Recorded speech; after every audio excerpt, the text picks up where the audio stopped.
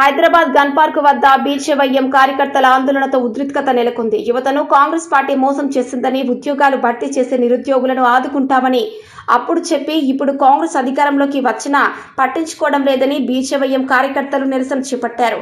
Job calendar అని చెప్పి మోసం చేశారని ప్లకార్డులతో నిరసన వ్యక్తం చేశారు. కార్యకర్తలను పోలీసులు అడ్డుకోవడంతో ఉద్రిక్తత నెలకొంది. పలువురిని అదుపులోనికి తీసుకున్నారు.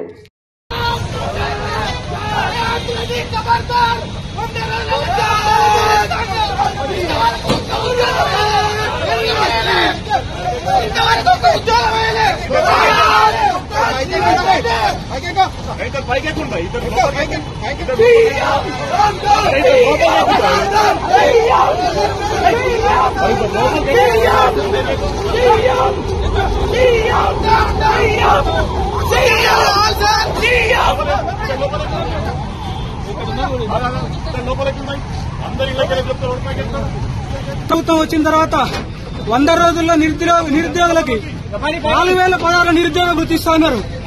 దేశాధినేత వచ్చి ప్రియాంక గాంధీ వచ్చి ఇక్కడ స్టేట్మెంట్ ఇచ్చెళ్ళింది, కానీ వాళ్ళు ఇక్కడికి వెళ్ళలేదు. కాబట్టి కాంగ్రెస్ గవర్నమెంట్ హెచ్చరిక చేస్తున్నాం. నిరుద్యోగులకు వెంటనే నిరుద్యోగ వృత్తి ఇవ్వాలి, జాబ్ క్యాలెండర్ ఇవ్వాలి. ఉద్యోగ అవకాశాలు కల్పించకపోతే బీజేవైఎం తరఫున ఇదే హెచ్చరిక జారీ చేస్తున్నాం. ఈసారి అరెస్టులు ఉండవు, డైరెక్ట్ గా అసెంబ్లీ పుట్టడం జరుగుతుందని కూడా హెచ్చరిస్తాను.